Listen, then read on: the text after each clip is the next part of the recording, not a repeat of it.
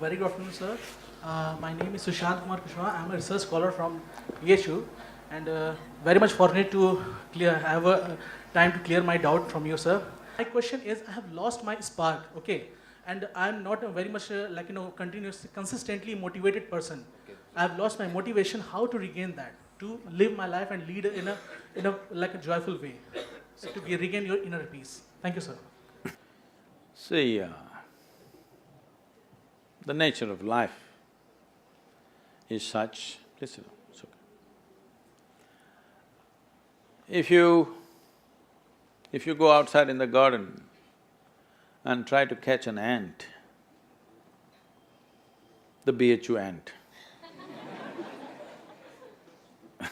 who is born here, who's grown up here and probably he'll die here, that BHU ant, if you try to catch him, he'll say, okay, to hell with my life, okay, crush me if you want. Is it so? He'll do everything to protect himself. He values his life, isn't it? Very much or no? Tiny little creature that we may not even notice, we may step on him without even seeing him, unfortunately. But he values his life immensely. Does he or no? He's got spark.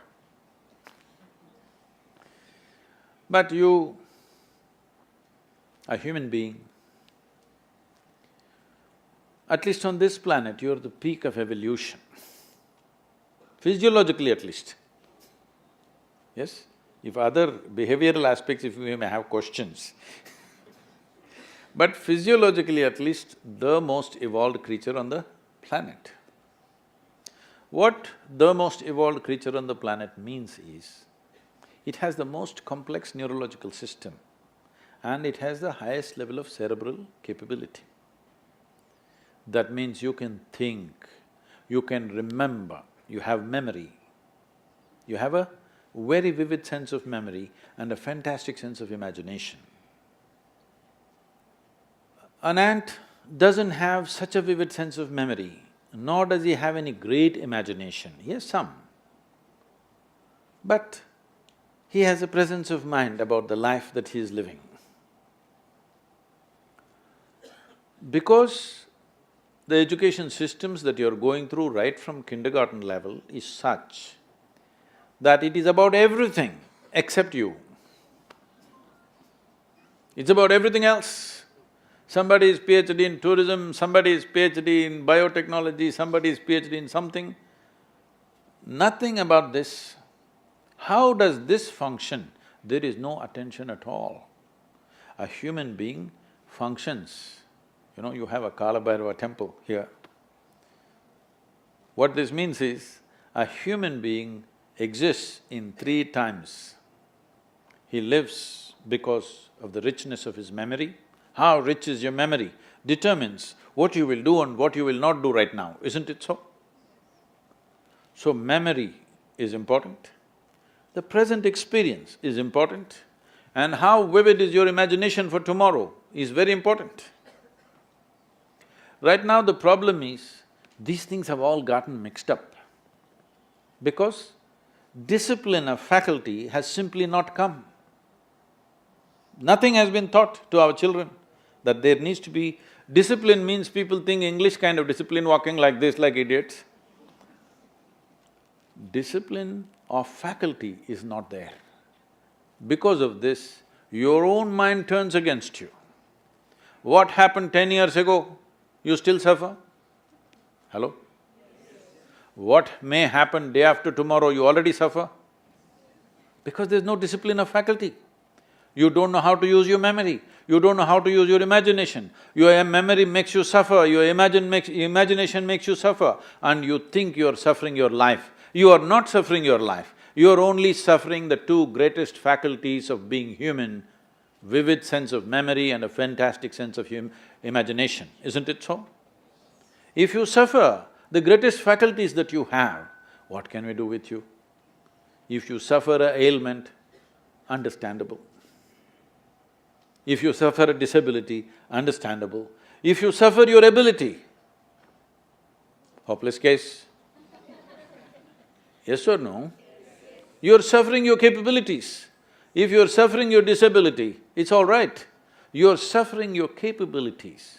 I must tell you this, about 4, 5 months ago, I think, you might have seen it on the news, a young lady, 34-year-old lady, who was a television anchor in Hyderabad, jumped off the 5th-floor window, killed herself, left a note, "Nobody is responsible for my death, my brain is my enemy."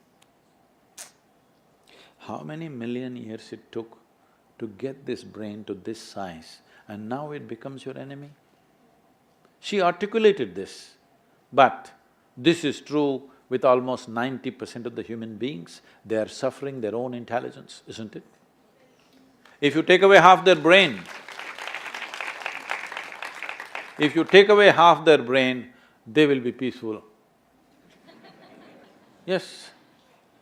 And that is why a whole bunch of idiots are going about saying that the ultimate goal of life is peace of mind. Such people will only rest in peace. Now you, young man, university life, if somebody is not keying you up all the time, it could become too easy, you know. Even I remember, when I went to the university, most of the time we were in the canteen or in the garden. The easiest part of my life was university. I think… I know nobody's going to like it but I think this university time must be shortened unless somebody is producing something brilliant. They must be chucked out within 3 to 4 years' time, everybody. If they're doing something very focused and very intense, they must stay. Otherwise, see, this is all I'm telling all of you young people. Do whatever the hell you want in your life, but you must be intensely focused on something. If you're not investing in anything, your life, it will just go waste. Because as I told you in the very beginning, one basic ingredient of your life is time, and this is just going away. Already you're 2 hours closer to your grave since I came here. Yes or no?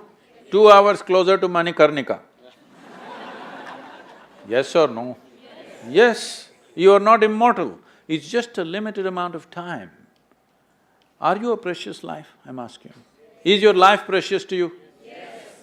Then you must decide where you want to invest this life. If this is precious, if this is worthless, throw it somewhere.